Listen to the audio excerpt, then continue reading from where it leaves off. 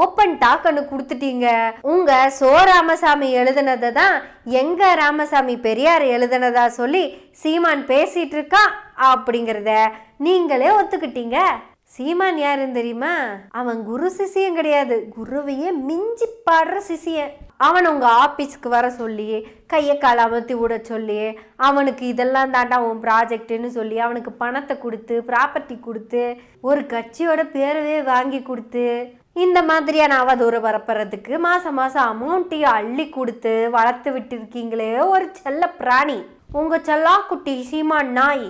அது இப்போ குருவே மிஞ்சி போயிடுச்சு. அதோட கான்டாக்ட் எல்லாம் இப்ப டைரக்டா தான் புரோக்கர் வேண்டான்னு முடிவு பண்ணிட்டு ஆடிட்டர் குருமூர்த்தி சீமான் முன்னாடி ஆடிட்டார். அதாவது சீமானுக்கு குருன்னு நினைச்சுக்கிட்டு இருந்த மூர்த்தியே இப்ப சீமானோட ஆடிட்டரா மாறிட்டாரு.